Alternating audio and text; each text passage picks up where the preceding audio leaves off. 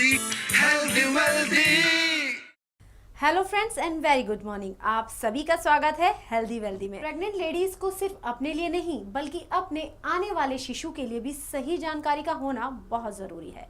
हालांकि अक्सर हम देखते हैं कि प्रेग्नेंट लेडीज को सलाह देने के लिए बहुत सारे लोग आ जाते हैं। वो ये कहते हैं कि ये करो ये मत करो, लेकिन सिर्फ उनकी सलाह से काम चलने वाला नहीं है, बल्कि एक माँ को ज़रूरत है प्रॉपर गाइडेंस और प्रॉपर ट्रीटमेंट की।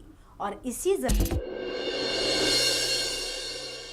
गायनेकोलॉजी ब्रांच में दो ब्रांचेस इंक्लूडेड होती हैं, एक ऑब्स्टेट्रिक्स और एक गायनेकोलॉजी। ऑब्स्टेट्रिक्स जो होता है वो प्रेगनेंसी के दौरान, प्रेगनेंसी से पहले और प्रेगनेंसी के बाद की प्रॉब्लम्स को इंक्लूड करता है। और गायनेकोलॉजी में हम औरतों की मेनार्की से लेके मीनोपॉज तक की प्रॉब्लम्स को इंक्लूड करते हैं। गायनेकोलॉजी की जो डिजीज़ेज़ होती हैं वो माहवारी शुरू होने के समय से लेके माहवारी बंद होने तक और उसकी एज के बाद भी, यानी कि 60 से 65 साल तक की उम्र में भी ज़रूरत पड़ सकती है। जैसे कि यदि हम यंग गर्ल्स को देखते हैं जिनका कि पीरियड की शुरुआत होती है, तो माहवारी के टाइम जब उनकी शुरुआत होती है उस टाइम कई तरह की दिक्कतें आती हैं, जैसे माहवारी टाइम पे ना आना, माहवारी ज़्यादा आना। इन चीज़ों के लिए भी माँओं को अपनी बेटियों को लाके गायनेकोलॉजिस्ट को दिखाना चाहिए। उसके बाद यदि हम यंग एज में जाते हैं और यंग एज यानी 20 साल से 40 साल के बीच की उम्र में करते हैं, तो उसमें माहवारी के प्रॉब्लम्स हो सकती हैं। कई बार यूट्रस में या ओवरीज में ट्यूमर्स होने की प्रॉब्लम हो सकती है। यदि हम 40 के बाद जाएँ तो मीनोपॉज होने के टाइम भी औरतों को बहुत तरह की प्रॉब्लम होती हैं, जैसे कई बार माहवारी जल्दी जल्दी आती है, माहवारी या रुक के आती है और काफ़ी तेज़ आती है। इन सब ज़रूरतों में भी हमें गायनेकोलॉजिस्ट की ज़रूरत पड़ती है। सबसे ज़्यादा आजकल हमारी कंट्री को, इंडिया को बोला जाता है कि डायबिटिक कैपिटल ऑफ वर्ल्ड है।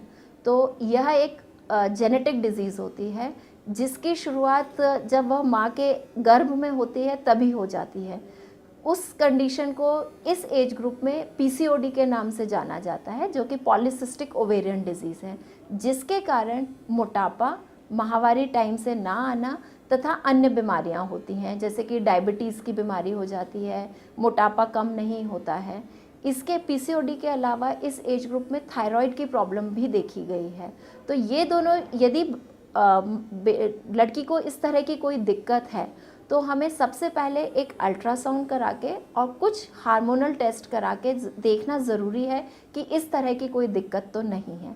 यदि इस तरह की कोई दिक्कत नहीं आती है तो 2 से 3 साल हम आराम से इंतज़ार कर सकते हैं कि माहवारी अपना चक्र सेटल करे और टाइम से माहवारी आए। यदि माहवारी ज़्यादा आती है तो लड़की को एनीमिया या खून की कमी हो सकती है। खून की कमी होने पर वह अपने रोज़ का काम भी ठीक से नहीं कर सकती है, उसका पढ़ाई में मन नहीं लगेगा, थकावट रहेगी और कई बार अनीमिया इस हद तक हो जाता है कि हार्ट फेल होने तक की कंडीशन आ जाती है। इसलिए जब भी माहवारी यदि 4 से 5 दिन से ज़्यादा आती है या उसमें टुकड़े जाते हैं या माँ को लगता है या लड़की को लगता है कि उसको ज़्यादा टाइम ब्लीडिंग हो रही है, ऐसे केसेस में डॉक्टर को दिखाना बहुत ज़रूरी है, जिसमें कि एनीमिया की जांच किसी भी अस्पताल में, डिस्पेंसरी में आराम से हो जाती है और उसका ट्रीटमेंट भी बहुत आसान है। उसके लिए कोई हॉस्पिटलाइज होने की ज़रूरत नहीं होती है, कोई इंजेक्शन्स की ज़रूरत नहीं होती है। यदि खान पान का ध्यान रखा जाए या आयरन की गोलियाँ खाई जाए तो वो कमी पूरी की जा सकती है। यह एक लड़की का, एक तरह से बोलिए कि एक स्टेज से सेकंड स्टेज में, या वो बड़ी हो रही है उस तरह की स्टेज में जा रही होती है, तो मानसिक तौर पे उसमें बहुत सारे चेंजेस आते हैं जो कि उसके बिहेवियर में भी रिफ्लेक्ट करते हैं। जैसे कि थोड़ा सा इरिटेबिलिटी हो जाती है, कई बार बच्चा उस टाइम सुनता नहीं है, आप थोड़ी सी बात समझाएंगे तो वो ज़्यादा इरिटेट होकर आपसे बात करेगा। उसका ग्रुप भी चेंज हो रहा होता है, अब उसको माँ बाप से ज़्यादा अच्छे अपने फ्रेंड्स लगते हैं, उनसे वो ज़्यादा बात करना चाहती है। तो ये नेचुरल है कि इस टाइम बिहेवियरल चेंजेस आते ही हैं। जैसे माहवारी के दौरान बहुत ज़्यादा तेज़ दर्द होता है, जिसके लिए कि उसको हमेशा दवाइयाँ लेनी पड़ती हैं, तो वो एक कारण हो सकता है कि यूट्रस में या ओवरीज में कोई ट्यूमर हो, जिसकी जांच कर लेनी ज़रूरी होती है। दूसरा, माहवारी की प्रॉब्लम्स के कारण एनीमिया होने बहुत ज़्यादा देखा जाता है इस एज ग्रुप में, और बाकी थायराइड की प्रॉब्लम्स, और इस एज ग्रुप में यदि हम टेस्ट करें तो हम डायबिटीज़ का अर्ली डिटेक्शन कर सकते हैं। इस एज ग्रुप में लड़की को एक तो सबसे पहले माँ को यह शिक्षित करना चाहिए कि जो माहवारी है ये एक नेचुरल प्रोसेस है, तो इसके कारण लड़की को स्ट्रेस लेके और इमोशनल इम्बैलेंस और बिहेवियरल चेंजेस की तरफ नहीं जाना चाहिए। दूसरा चीज़, अपना खान पान का ध्यान रखना चाहिए, जिससे कि माहवारी के टाइम जो ब्लड लॉस हो रहा है उसके कारण अनीमिया की बीमारी ना हो। तीसरी चीज़, अपने वज़न को नियंत्रित रखना चाहिए, जिसके लिए कि आपको जंक फूड नहीं लेना है, हेल्दी घर का फूड खाना है। ठीक है। अगली चीज़ ये है कि माहवारी के समय आपको अपना पर्सनल हाइजीन का ध्यान रखना है कि उस टाइम आपको रेगुलर नहाना है, दोनों टाइम अपने कपड़े ठीक से चेंज करना है, और यही सब चीज़ें रख के आप अपने आप को स्वस्थ रखें। माँ बनने के दौरान आपको बीच बीच में डॉक्टर के पास रेगुलर चेकअप कराने के लिए जाते रहना चाहिए, ताकि आपको किसी भी प्रॉब्लम के बारे में पहले से ही जानकारी मिल जाए। और अब वक्त हो गया है कुछ हेल्दी टिप्स का। सबसे पहले, जो कि घर में भी हमेशा माता पिता अपने बच्चों को बोलते हैं कि अपनी डाइट का ध्यान रखिए। डाइट आपकी हेल्दी और बैलेंस्ड होनी चाहिए, जिसमें कि होता है कि आप सब तरह की दालें हैं, आपका दही होना चाहिए, दूध होना चाहिए, प्लस आपके फ्रूट्स और सैलड्स होना चाहिए। दूसरी चीज़ होती है कि आप अपने वज़न को नियंत्रित रखिए, क्योंकि मोटापा जो होता है वो बहुत सारी बीमारियों की जड़ होता है, जैसे कि डायबिटीज़ है, ब्लड प्रेशर है, ये सब मोटापे के कारण ज़्यादा आता है। तो मोटापे को कंट्रोल करने के लिए आपको अपना डाइट को बैलेंस्ड रखना है, साथ में आपको प्रॉपर एक्सरसाइज करनी है। आप खूब खेलिए कूदिए, आपको जो भी स्पोर्ट्स पसंद है आप वो लीजिए, बास्केटबॉल खेल लीजिए, सब चीज़ें आप खेल के अपने आप को तंदुरुस्त रख सकते हैं। तीसरी चीज़ कि यदि आपको कभी भी लगता है कि नॉर्मल जो आपका माहवारी आ रहा है उससे कुछ भी डिफरेंट पैटर्न आ रहा है, तो आपको तुरंत अपने डॉक्टर से संपर्क करना चाहिए, क्योंकि इस कंडीशन में आपको कुछ बेसिक इन्वेस्टिगेशंस की ज़रूरत होती है, जिनके द्वारा आप कुछ बीमारियों को जल्दी से जल्दी पकड़ सकते हैं। कमर में दर्द होना आजकल एक आम समस्या है, और प्रेगनेंसी के दौरान ये प्रॉब्लम बढ़ भी जाती है। ऐसा अक्सर कैल्शियम की कमी से होता है, और इसका एक तरीका है, आप रिलैक्स पोजीशन पे बेड पे लेट जाइए और आराम कीजिए। प्रेगनेंसी के दौरान अक्सर लोग ये सलाह देते हैं कि माँ जितना ज़्यादा आराम करेगी शिशु के लिए उतना ही अच्छा होगा, लेकिन ऐसा बिल्कुल भी नहीं है। आप डॉक्टर की सलाह पर व्यायाम भी कर सकती हैं, जैसे कि पैदल चलना, स्विमिंग करना या फिर योगासन करना। और अब वक्त हो गया है कुछ न्यूट्रिशियस डाइट जानने का, क्योंकि आज की भागती दौड़ती जिंदगी में बीपी, शुगर, कोलेस्ट्रॉल किसको नहीं है। तो आइए सीधे चलते हैं हमारे डाइटिशियन के पास और जानते हैं क्या है आज की हेल्दी डाइट।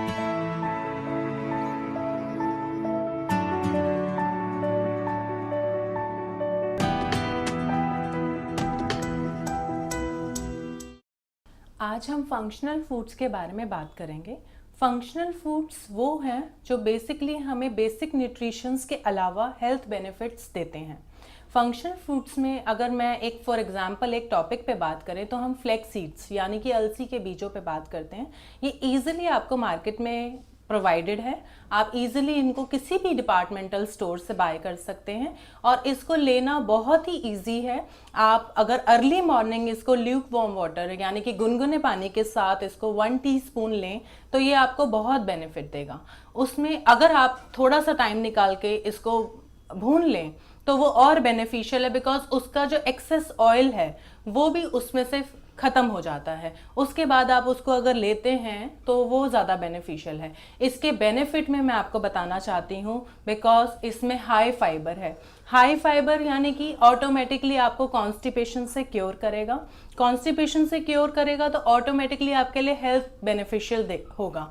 उसमें आपको वेट लॉस के लिए it's very good, skin care के लिए it's very good, hair care के लिए it's very good. So and basically आपको कैंसर जैसी लाइलाज बीमारी के लिए भी बहुत इम्पॉर्टेंट है। और बेसिकली मैं एलैबोरेट करना चाहती हूँ कि एक हंगर की फीलिंग को ख़त्म करने में आपके लिए इम्पॉर्टेंट है। जैसे कि it's easy to carry.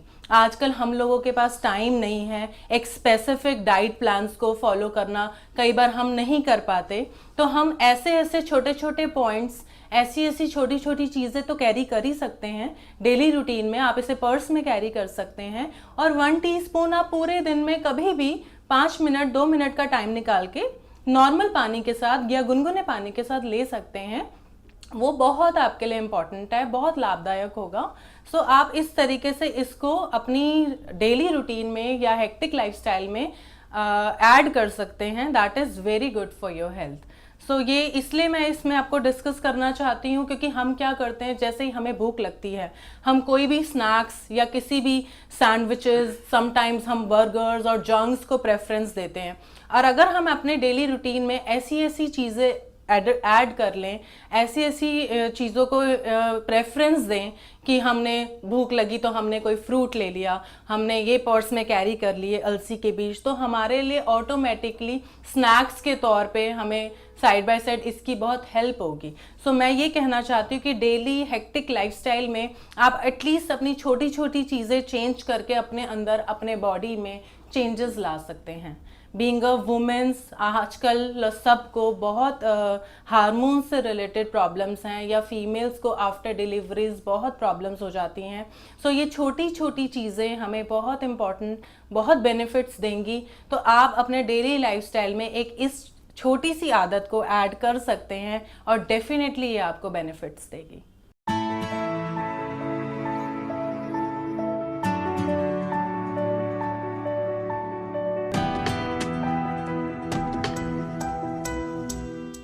Pregnancy के दौरान अक्सर मां में हीमोग्लोबिन, कैल्शियम और आयरन की कमी आ जाती है। इसको दूर करने के लिए आपको डॉक्टर से प्रॉपर सलाह लेते रहने चाहिए और न्यूट्रिशियस डाइट ज़्यादा से ज़्यादा लेनी चाहिए ताकि मां और बच्चा दोनों स्वस्थ रहें।